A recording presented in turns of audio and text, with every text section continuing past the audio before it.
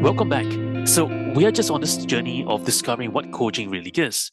Now, here we see the ICF coaching, the ICF definition of coaching, and they say it's about partnering with clients in a thought-provoking and creative process that inspires them to maximize their personal and professional potential.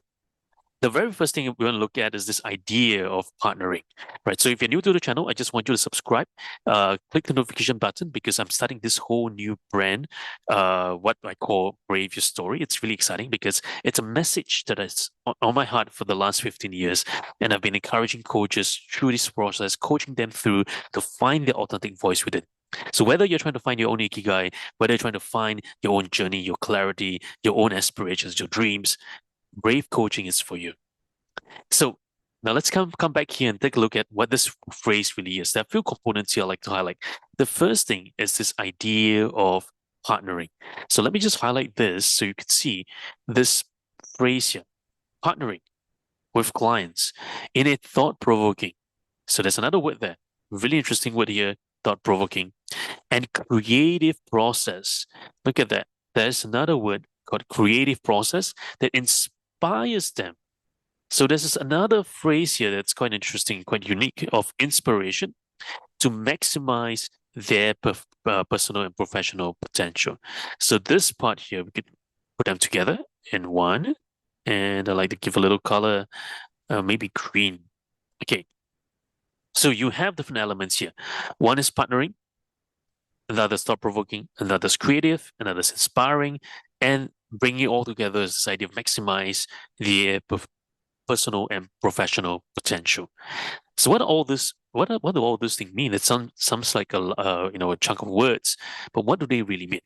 So I want to break this down segment by segment by segment to give you an exposition, to give you a deep understanding and reflection of what they are. But before we do that, in your own learning journals, I want you to write down what these words mean to you and how do you relate to them. Okay, and if you are in one of my classes around the world, you would know that in my classes we'll take some time to reflect on this as well. And I want to encourage you, whether you're on the ACC, PCC, MCC journey, I want you to take this on with you to go deeper, understanding what partnering really is and the thought-provoking process. So what is partnering? Well, this one word, when we hear partnering, you say, hey, what does it mean to be a partner? Well, there are several elements that come to mind when we think about partnering. Is it about togetherness? Is it about agreements? Is it about this? What exactly is this idea of partnering? Well, it's a really interesting word because you see, unlike other modalities or unlike other support functions, whether is it in the psychology session, a therapy session, or a psychiatry session, or other sessions, the coaching session, it's one that focuses on partnership. Because you see, it's not so much about what my agenda is, it's about what the client's agenda is. So partnership is this collaborative spirit, this collaborative relationship between the coach and the client, not one above the other, but working together as equals. So too often, many people think that, a coach is above the client, a coach is an expert, a coach is the master. Sometimes I like to remove the word master, because it's not about a coach. Sometimes I like to remove the word even coach in my title because when the people think about, oh, so and so coach, Jedi coach, coach Jedi, they give a certain reverence. On one extreme, the reverence, the honor, the title does create a certain sense of respect and formality. But on the other side, it creates a distance between me and the client to be on equal grounds. And sometimes I just like the client to just call me by my name because we are in this together. We're working as equals. I'm not above you. I'm not beneath you. We are together.